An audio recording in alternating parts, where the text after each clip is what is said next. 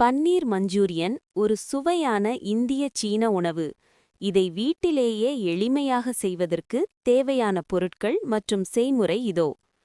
தேவையான பொருட்கள்: பன்னீர் தயார் செய்ய பன்னீர் 200 கிராம் துண்டுகளாக வெட்டியது, மைதா மாவு 3 மேசைக்கரண்டி, சோள மாவு 2 மேசைக்கரண்டி, இஞ்சி பூண்டு விழுது 1 தேக்கரண்டி, மிளகாய்த்தூள் அரை தேக்கரண்டி, உப்பு தேவையான அளவு, எண்ணெய் பொரிப்பதற்கு தேவையான அளவு.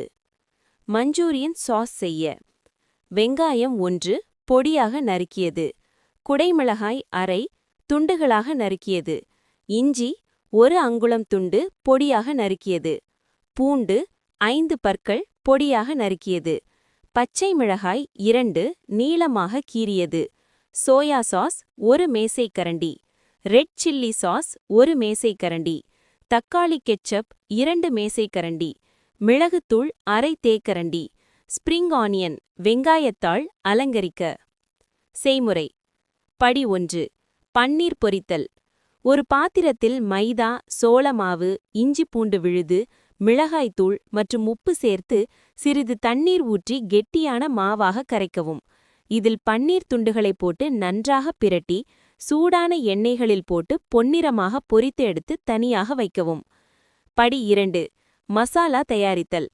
ஒரு வாணலியில் 2 ஸ்பூன் எண்ணெய் ஊற்றி சூடானதும் நறுக்கிய இஞ்சி, பூண்டு மற்றும் பச்சை மிளகாய் சேர்த்து வதக்கவும். பின் வெங்காயம் மற்றும் குடைமிளகாய் சேர்த்து பாதி அளவு வதங்கும் வரை வதக்கவும். காய்கறிகள் மொறுமொறுப்பாக இருக்க வேண்டும்.